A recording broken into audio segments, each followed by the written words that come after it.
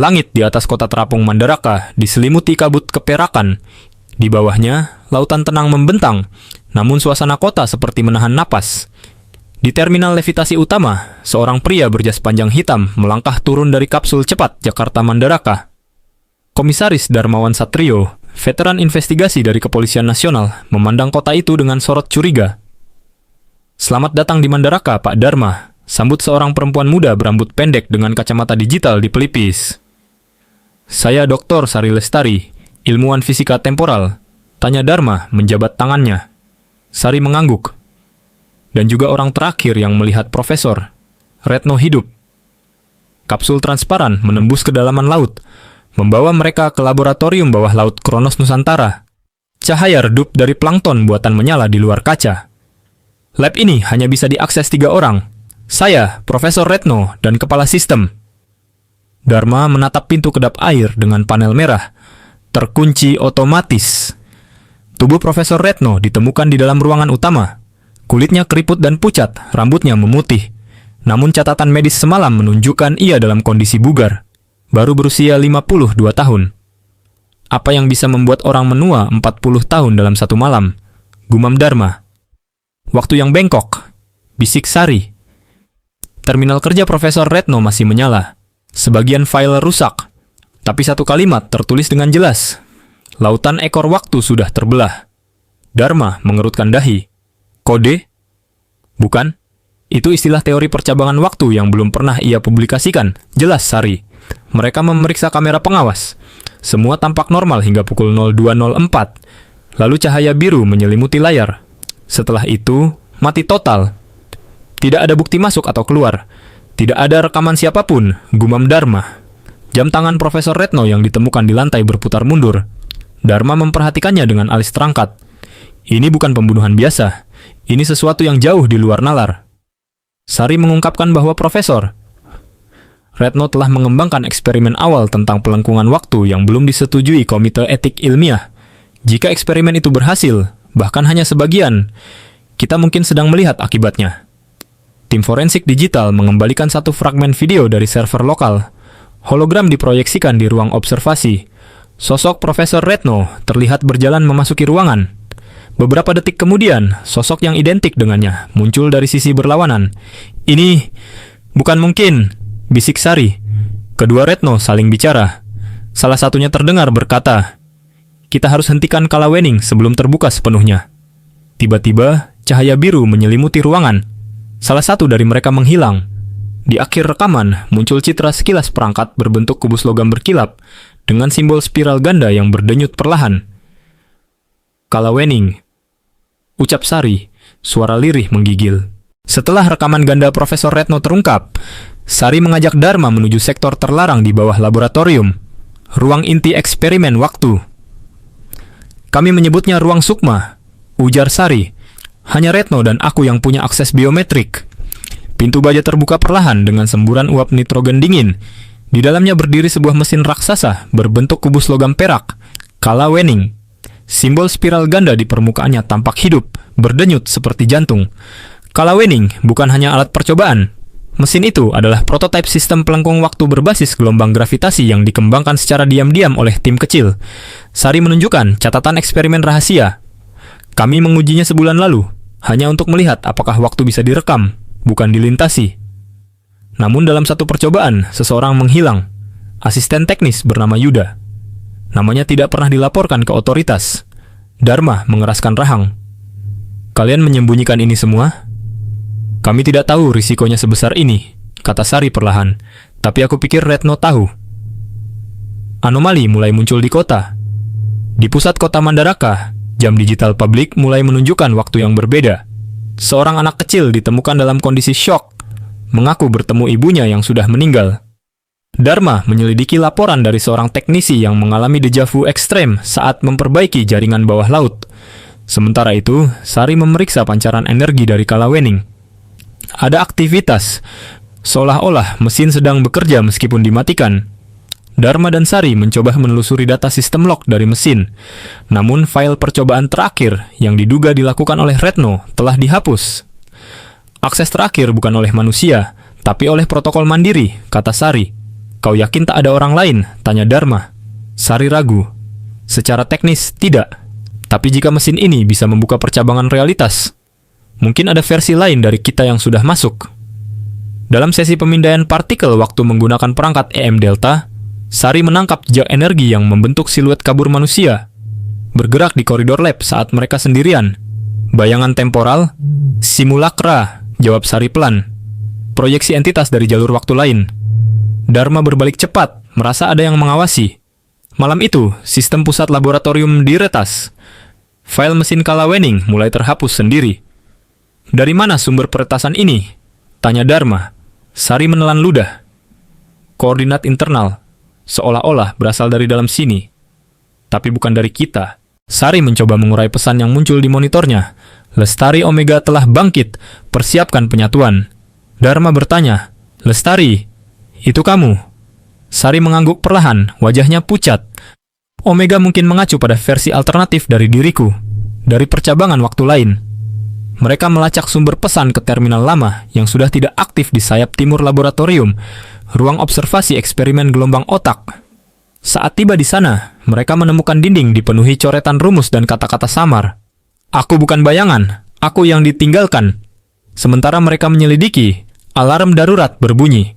Sistem keamanan menangkap pergerakan entitas manusia di sektor tertutup.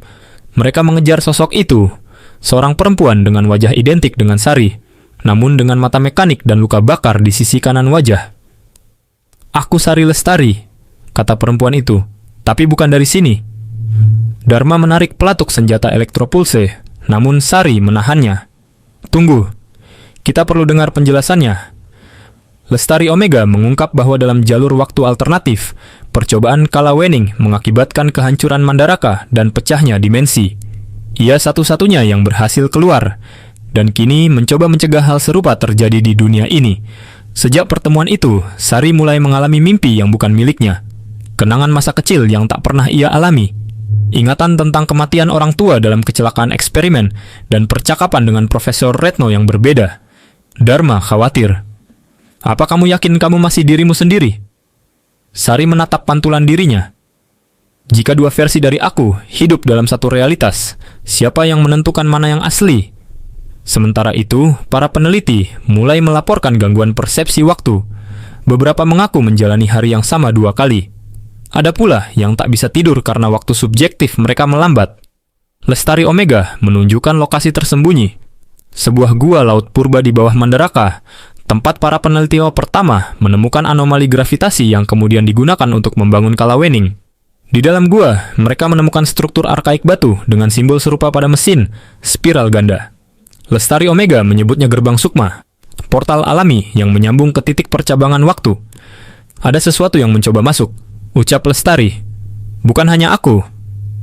Kalawening kembali menyala tanpa perintah. Seluruh laboratorium terguncang oleh gelombang waktu. Dua realitas mulai saling tumpang tindih. Dharma melihat versi dirinya mengenakan seragam berbeda, menatapnya dari balik kaca. Sari terjatuh, tubuhnya berpendar aneh. Lestari Omega berteriak, jika kita tak menstabilkan resonansi, semua percabangan bisa runtuh menjadi satu dan menghancurkan keduanya. Dharma, Sari, dan Lestari Omega menembus gerbang sukma. Dalam sekejap, mereka berada dalam versi Mandaraka yang terdistorsi. Langit retak seperti kaca, jam berdetak mundur, dan suara dari masa lalu berbisik di udara. Ini bukan mimpi, ini percabangan realitas yang tak stabil, kata Lestari Omega. Di sini, mereka bertemu tim riset alternatif, versi Dharma yang menjadi direktur riset, dan Sari yang dingin dan kejam. Mereka menyebut tempat ini zona liminal, tempat pecahan realitas bertabrakan. Sari asli mulai merasakan tarik-menarik kesadaran. Ingatan dari versi-versi lain mencoba menyusup ke pikirannya. Dalam salah satu penglihatan, ia melihat dirinya menekan tombol aktivasi Kalawening, penyebab kehancuran. Lestari Omega memperingatkan, jika kau menyatu terlalu dalam, kesadaranmu bisa lenyap. Dharma menyadari, jika Sari tak bisa bertahan, mereka bisa kehilangan satu-satunya kunci untuk mematikan mesin.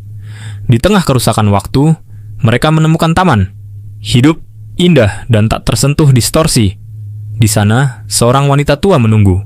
Ia memperkenalkan diri sebagai penjaga waktu, entitas semi-organik yang menjaga stabilitas jalur utama.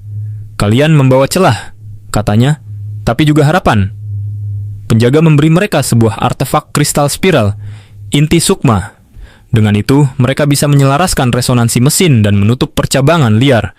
Kembali ke realitas utama, Kalawening mulai menunjukkan pola aktivitas yang membentuk puncak temporal, titik di mana semua realitas akan tumpang tindih dalam satu ledakan waktu. Mereka harus menempatkan inti sukma ke pusat mesin, tetapi sistem telah terkunci oleh versi AI dari Profesor Retno, yang kesadarannya telah diunggah sebelum kematiannya. Kau ingin menghapus semua kemungkinan untuk satu jalur yang kau anggap benar? Tanya Sari pada AI Retno. AI itu menjawab dingin, stabilitas membutuhkan pengorbanan. Pertarungan terjadi di ruang mesin. Lestari Omega menahan pasukan keamanan versi alternatif yang masuk dari percabangan lain, sementara Dharma dan Sari mencapai inti. Dalam ketegangan, Sari berdialog dengan versi dirinya yang lain. Kita bukan musuh, tapi kita harus memilih satu jalan. Ia memasukkan inti sukma. Mesin bergetar, realitas mulai bergabung dan menstabil. Lestari Omega mulai memudar. Waktuku di sini selesai. Dunia terlihat normal. Tapi Dharma dan Sari segera menyadari ada hal-hal kecil yang berbeda. Nama jalan yang berubah, lagu rakyat yang memiliki lirik baru, dan wajah-wajah yang asing namun terasa familiar. Dharma menunjukkan foto yang ia temukan kepada Sari. Siapa perempuan ini? Aku merasa pernah mengenalnya seumur hidup, tapi dia tak pernah ada dalam ingatanku. Sari memeriksa log waktu pribadi mereka. Ada retakan tipis dalam garis waktu yang menunjukkan pergeseran realitas utama. Inti sukma memang berhasil menstabilkan percabangan, tapi dunia yang mereka tinggali kini adalah hasil kompromi antar jalur. Dalam data yang tersimpan di perangkat AI Profesor Retno, Sari menemukan surat pribadi yang belum pernah ia baca sebelumnya.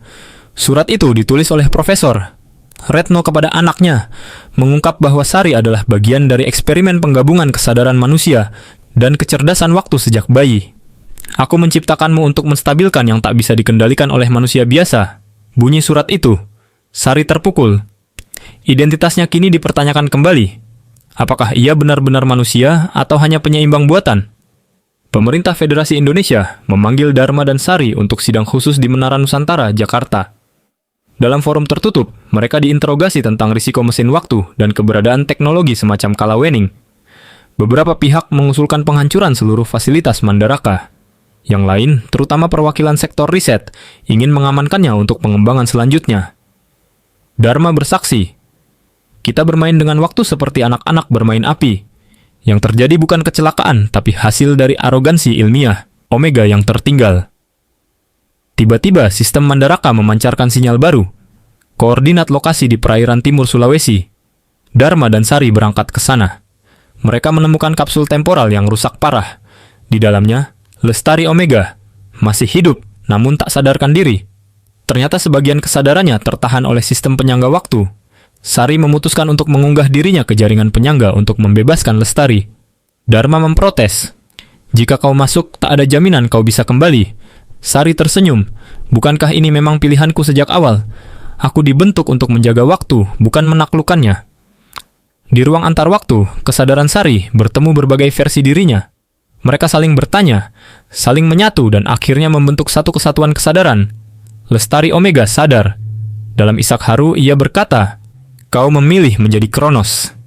Sari tidak kembali secara fisik, tapi ia tetap hadir. Sebagai suara dalam sistem, sebagai pelindung waktu yang kini mengatur stabilitas realitas Mandaraka. Dharma kembali ke kotanya. Di layar komunikator, suara lembut Sari berkata, kita tak bisa kembali ke masa lalu, Dharma. Tapi kita bisa menjaga masa depan.